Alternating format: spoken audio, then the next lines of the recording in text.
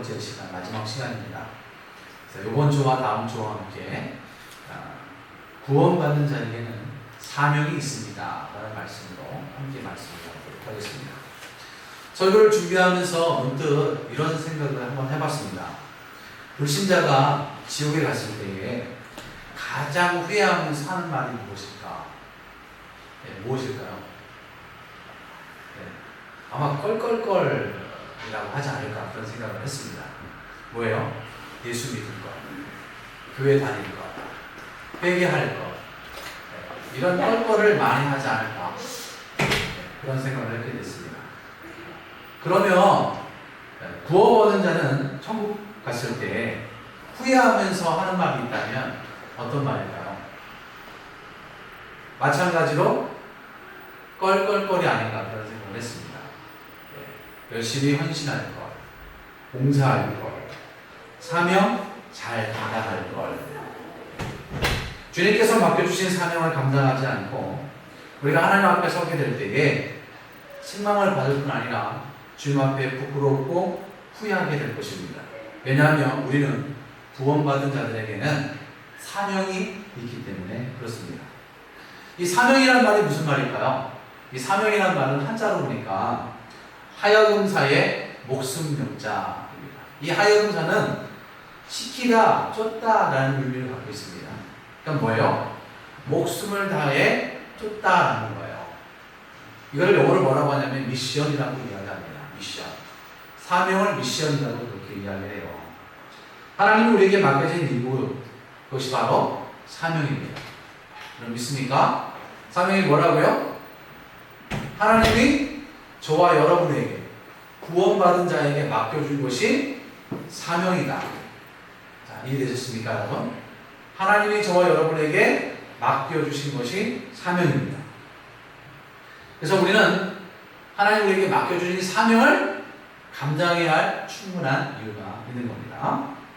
성경에 보시면 한 주인이 외국에 가게 되었습니다. 그래서 3명의 종을 불러 모아서 한 종에게는 5달란트를, 한 종에게는 2달란트를, 한 종에게는 1달란트를 주고 떠납니다.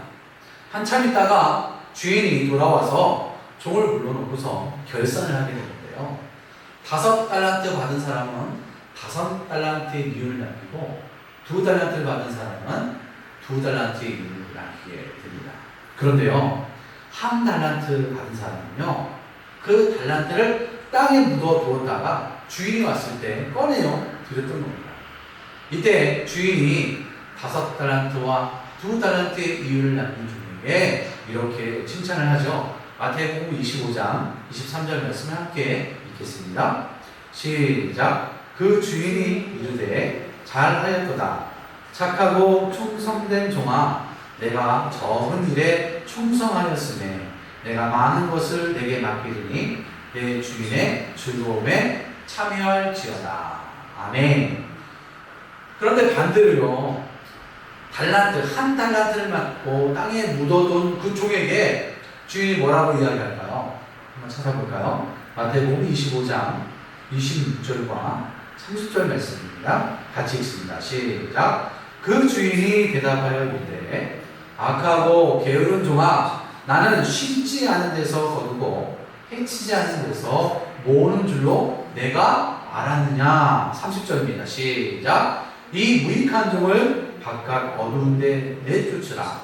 거기서 슬피 울며 이를 갈리라 하리라. 여러분, 주인이 종에게 맡긴 그 달란트가 뭐냐면 사명입니다. 달란트를 종에게 다 줬어요. 안 준 종이 있습니까?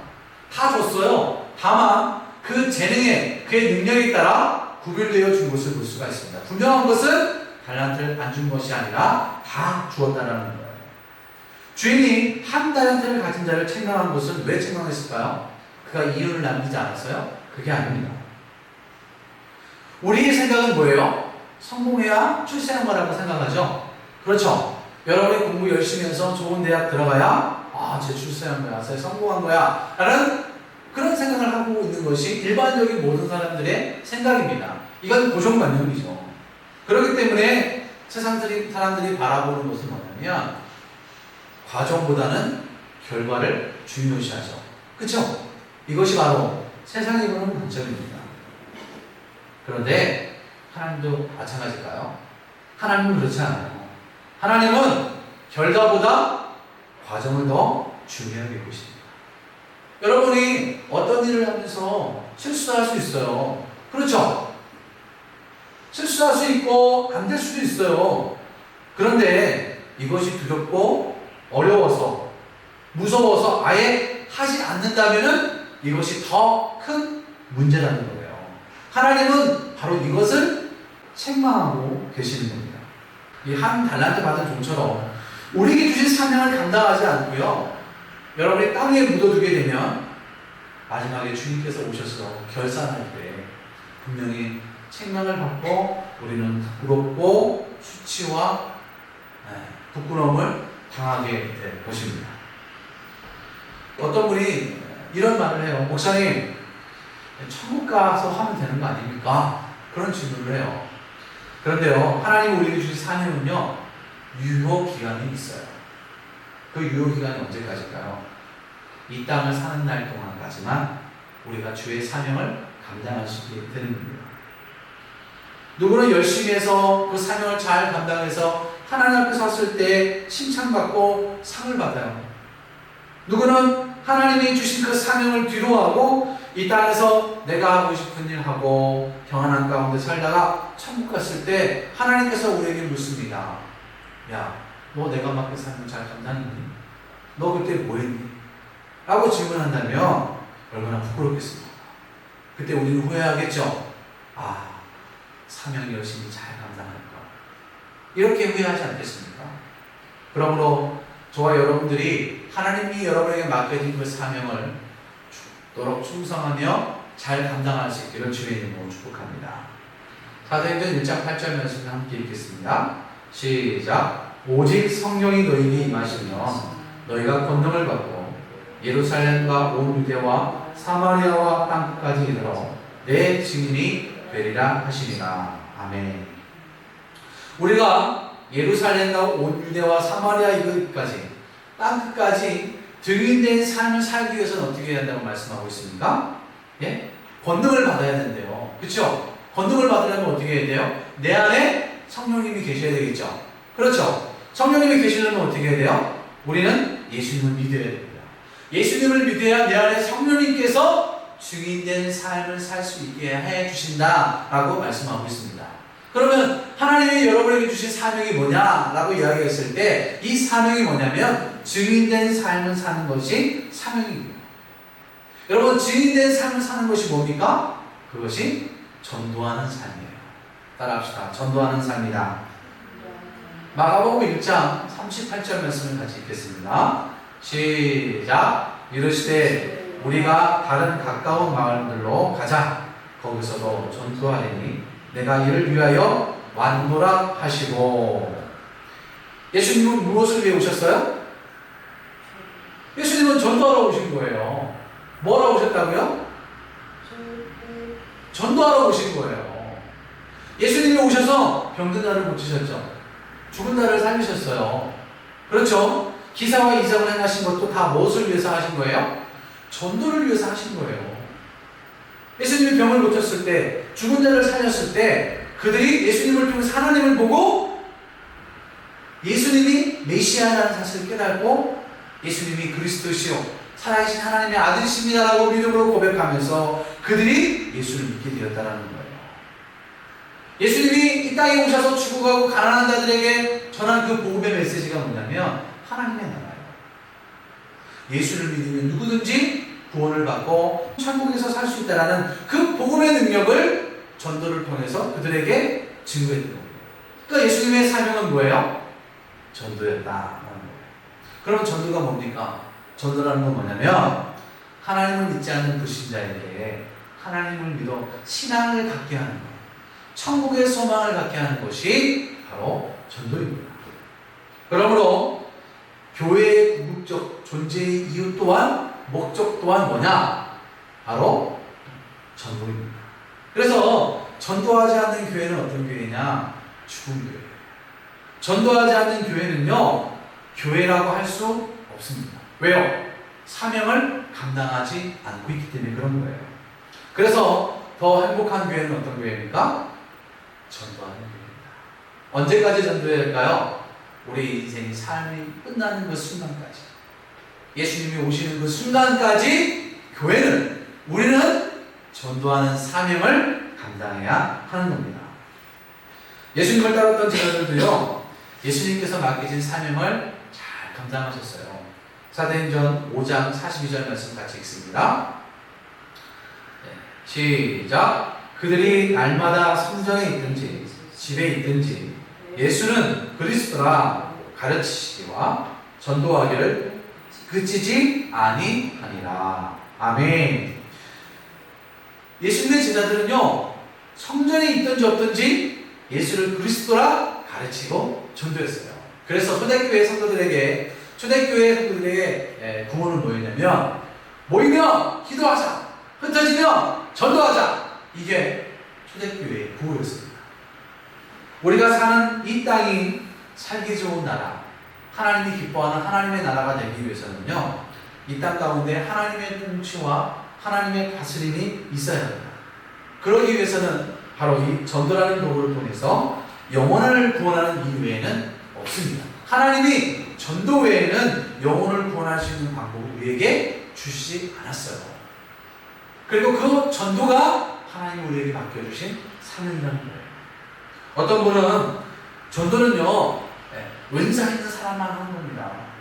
나는 말질도 없고요, 재능도 없고요, 누구 앞에 가기만 하면 움츠려 줄이고요, 나는 말재주가 없어요. 그렇게 이야기하는 분도 있어요.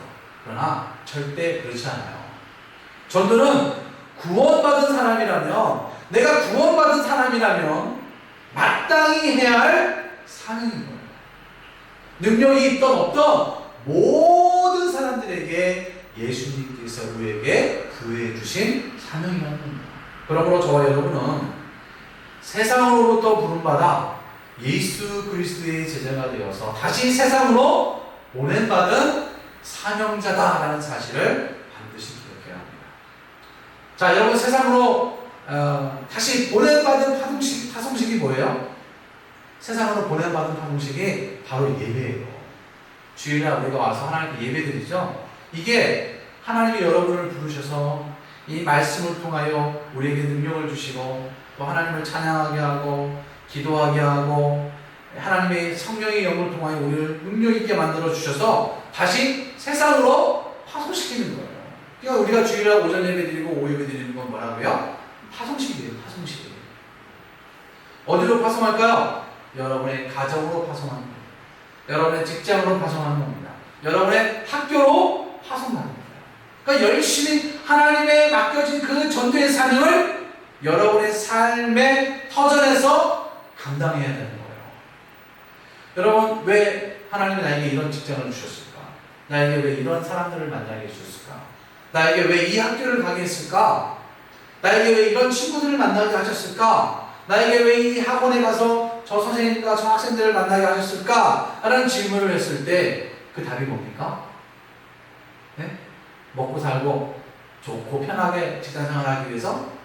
아니에요. 뭐예요?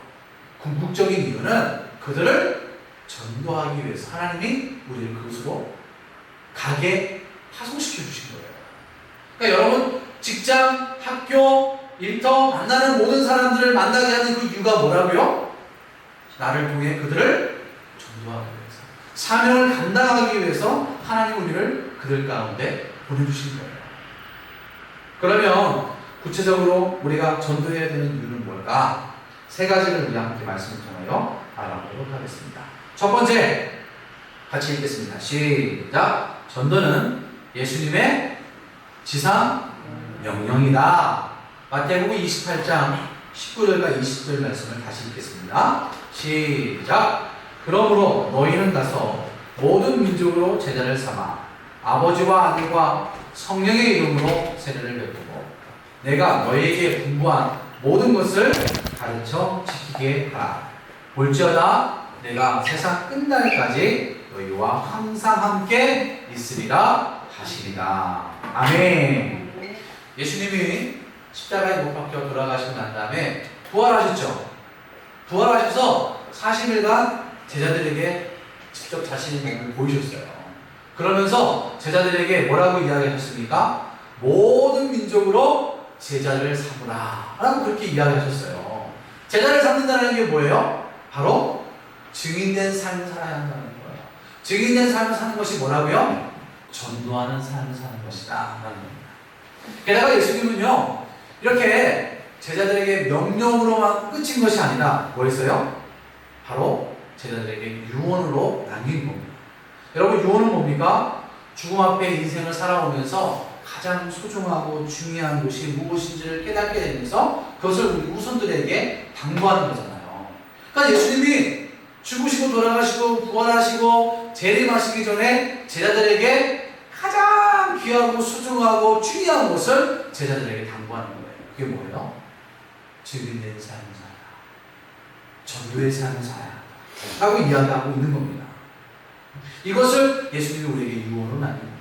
고린도후서 4장 1절과 2절입니다. 시작. 하나님 앞과 살아있는 자와 죽은 자를 심판하실 그리스도 예수 앞에서 그가 나타나실 것과 그의 날을 두고 엄히 영원하니 너희는 말씀을 전파하라. 때를 어떤지 못 어떤지 항상 힘쓰라. 아멘. 디모데후서 4장 1절 말씀을 쭉 보게 되면 뭐가 나옵니까? 엄히 명한다 라는 말씀이 있습니다. 이 엄이라는 것이 뭐냐면 매우 딱딱하고 냉정하게 라는 의미가 됩니다. 그러니까 바울이 제자들에게 뭐라고 이야기해요? 단호하게 이야기하고 있는 거예요. 절대 타협할 수 없다. 타협의 가치가 여지가 없다라고 전도를 하라고 그렇게 명령하고 있는 것을 볼 수가 있습니다. 그러니까 명령은 부탁하고는 다른 거예요. 제가 여러분에게 부탁할 수 있어요. 그렇죠? 그러나 이 전도만큼은 하나님이 우리에게 주신 이 사명만큼은 제가 여러분에게 부탁하는 것이 아니에요. 하나님의 말씀을 제가 여러분에게 명령하고 있는 거예요. 전도하십시오. 전도하십시오. 명령이기 때문에 우리는 반드시 해야 하는 거예요. 어떠한 희생을 치르더라도 반드시 따라가야 하는 것이 바로 명령입니다. 여러분, 그 몇 주 전에 개봉한 봉오동 전투 보셨습니까? 영화? 네. 저는 이 영화를 보면서 한 독립군이 자신이 죽을 수 있는 그 명령을 받잖아요. 그게 뭐예요? 일본군을 유인하는 거예요. 유인하는 거예요. 그렇죠? 그 명령을 자신의 희생을 치더라도 각오하면서까지 일본군을 봉오동 골짜기로 유인하지 않습니다. 그 명령을 따랐을 때에 승리하게 되잖아요. 저와 여러분은 이 세상에서 가장 위대한 명령을 받은 사명자입니다. 그게 하나님이 저와 여러분에게 하신 말씀입니다. 그게 뭐라고요? 전도예요. 여러분, 하나님의 말씀의 명령인 이 전도를 우리 모두가 순종할 수 있기를 주의 이름으로 축복합니다. 아멘. 두 번째 같이 읽어보겠습니다. 시작. 전도는 하나님이 가장 기뻐하는 것입니다. 누가복음 15장 7절입니다. 시작. 내가 너희에게 이르노니 이와 같이 죄인 한 사람이 회개하면 하늘에서 회개할 것 없는 의인 99으로 말미암아 기뻐하는 것보다 더하리라. 아멘. 인간의 존재의 궁극적 목적은 무엇일까요? 바로 창조주이신 하나님을 기쁘게 하는 것입니다. 웨스터민스터 소유리 문답 제1문에 보면 사람이 죄인 되는 목적이 무엇인가? 라는 질문을 했습니다. 그 질문의 답이 뭐죠? 사람이 죄인 되는 목적은 하나님을 영원하게 하고 그를 영원토록 즐거워하는 것이다 라고 이야기하고 있습니다. 이 말은 뭐냐면 하나님을 기쁘게 하는 것이 인간의 목적이라는 거예요. 이사야 60장 21절 말씀을 읽어보겠습니다. 시작. 내 백성이 다 의롭게 되어 영원히 땅을 차지하리니 그들은 내가 심은 가지요 내가 손으로 만든 것으로서 나의 영광을 나타낼 것이지. 아멘. 하나님을 기쁘게 하는 것이 우리의 인생의 참 목적이라는 거예요. 왜 그럴까요? 여러분, 왜 그럴까요? 인간은 무가치한 존재가 아니라 가치 있는 존재이기 때문에 그래요. 가치 있는 존재라는 건 뭐예요? 목적 있는 존재로 창조되었다라는 이야기입니다. 여러분, 학교에서 상을 받았어요. 회사에서 승진했어요. 그러면 누가 제일 기쁠까요? 그렇죠? 부모님이 제일 기쁘잖아요. 그렇죠? 그러면 부모님이 기쁘면 누가 기뻐요? 나도 기뻐요. 그렇죠? 내가 상을 받아오면 상을 받아옴으로 인해서 부모님이 기뻐하세요.